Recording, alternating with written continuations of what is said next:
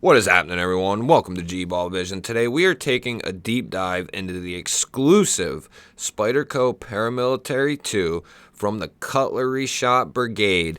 This is in CTS XHP. You have this coated Wharncliffe blade.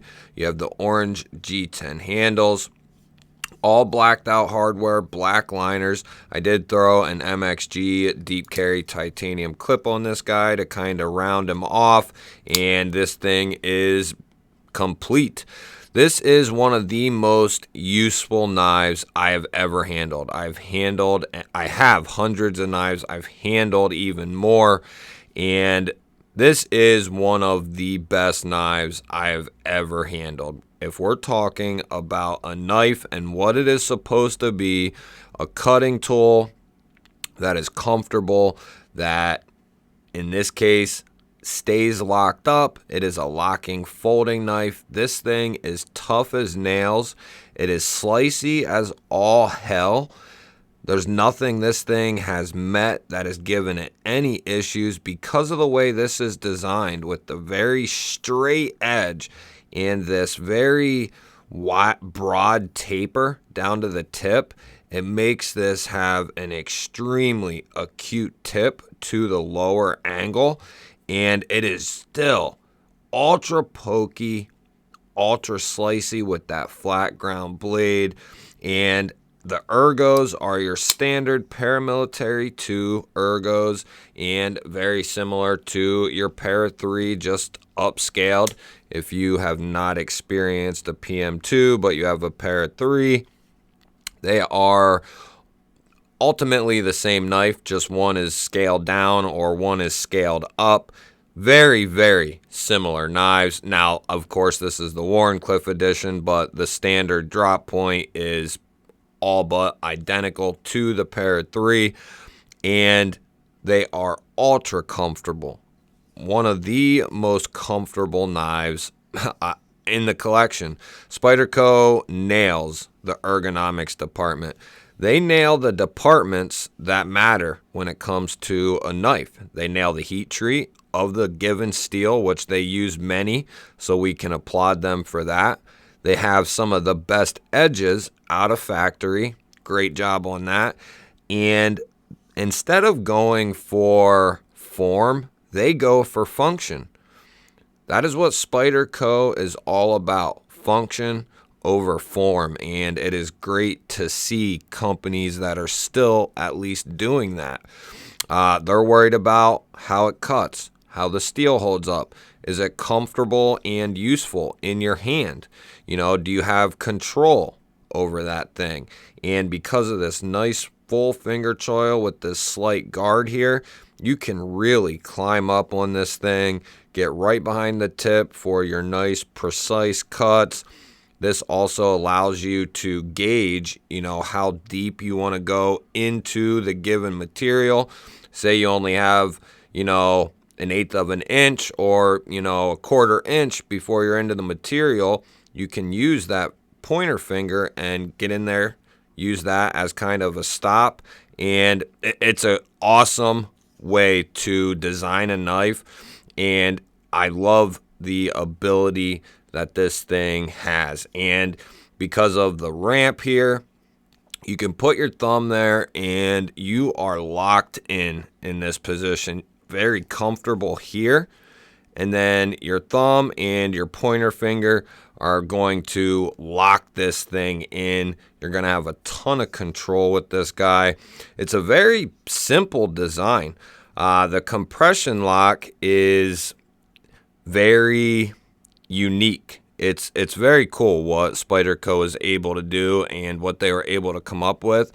In my opinion, it's basically a reversed liner lock in the spine of the knife, and then you add in the stop pin as well. So you have not only your liner, but you have your stop pin there, which is going to add quite a bit of strength to this lock and to make sure this thing stays locked up, which is another key when it comes to a locking folding knife. You want that thing to stay locked up under most cases. other than the extreme idiotic cases or the bizarre cases, you know, you want it to stay locked up. So, and with the compression lock, that is something you're going to get.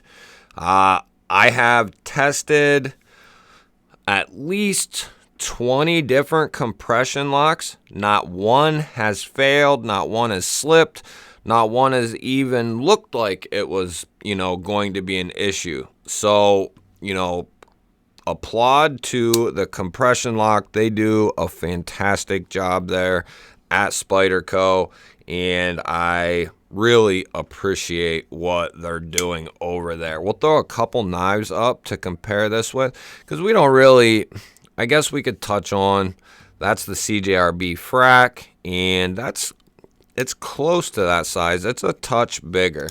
How about the Hogue Deca and the Ritter RSK?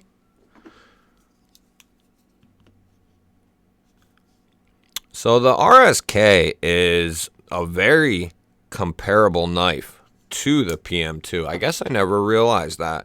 I guess I like both the size, so that, you know, that makes sense.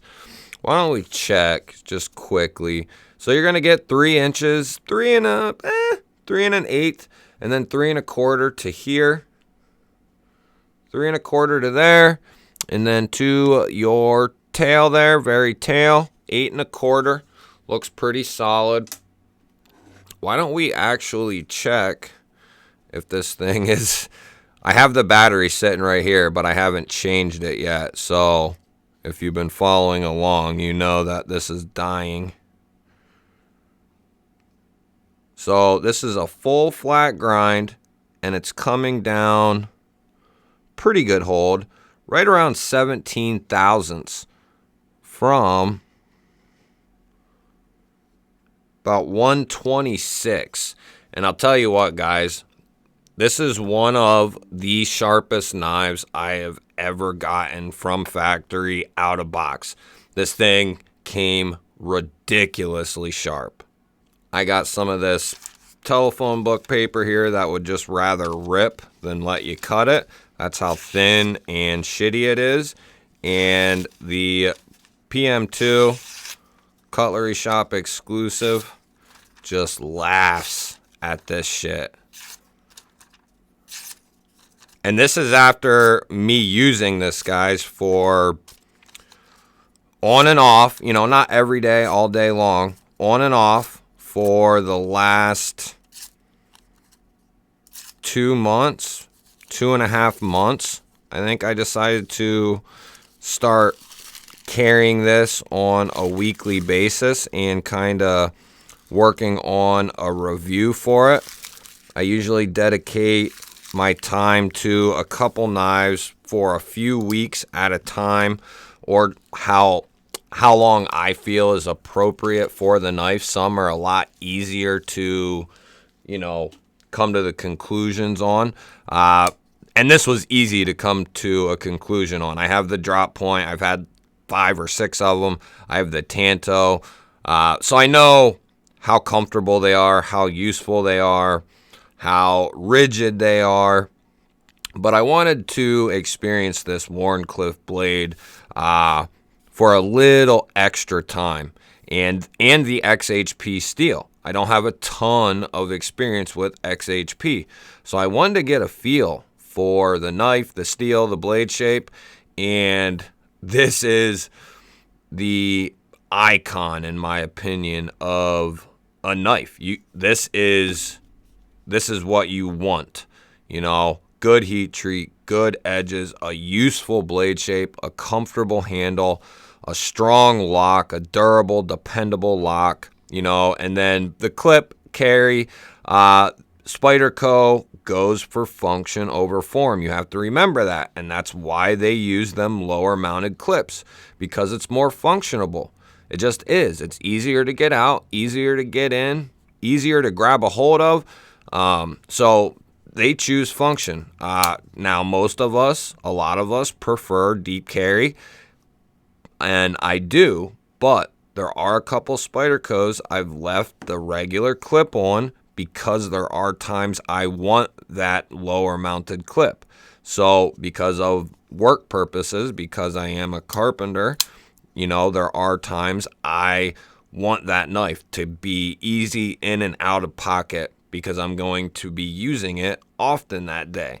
And that's when typically a few knives come to mind, but Spyderco being one of them. That is, I have a PM2 with that regular clip still on it. It's the drop point in 20 CV, and that's kind of my user.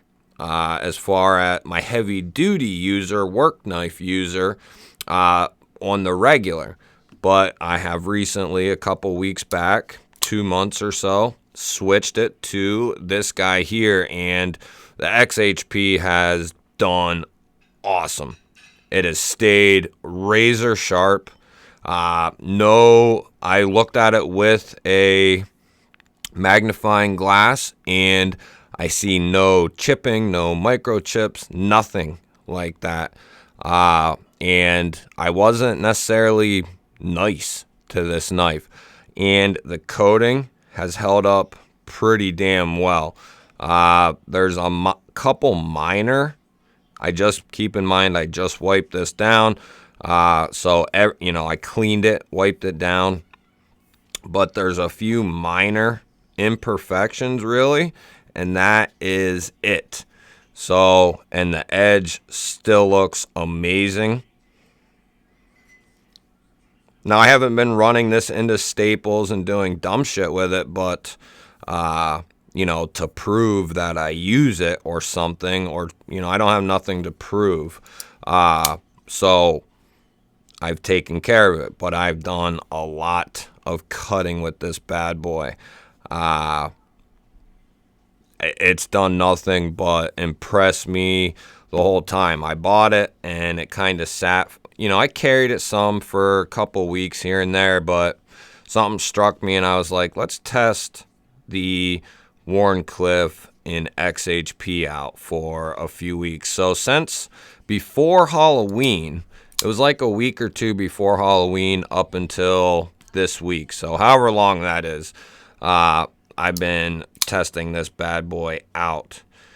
And I'm not sure if they're still available, but I would choose the Wharncliffe over the drop point and the Tanto. But if you cannot get your hands on a Wharncliffe and you don't have a PM2, the drop point is going to be right behind this thing, in my opinion. Some people would choose the drop point over the Wharncliffe. And depending on your job and what you do on an everyday basis, I could definitely see that and get on board with that, no question. For me and my day job and my everyday purposes, this is the most useful blade shape that I could use on an everyday basis. This low, straight-edged Wharncliffe blade. This is it right here. Might not be, to me, I love the look of this knife because I know how comfortable it is. I know how good this knife is, so it's more attractive to me. To some people, it might not be the most aesthetically pleasing knife, but this isn't here to win that kind of award.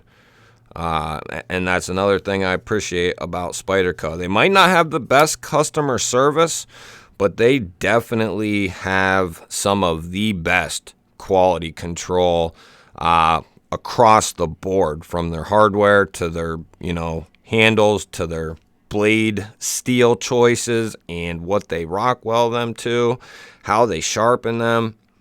You gotta applaud Spyderco even with their subpar customer service. Let me know what you think down in the comments, guys. I love hearing from y'all. Really appreciate it when you hit the thumbs up button and leave a comment.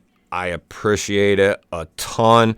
If you're new to the channel or you've been here before and you're not subscribed to the channel, hit that subscribe button down below the video. I'd love to have you here, baby. I'm going to throw up 2 new videos here and here. Go check one of them out, and I'll catch you on the next one.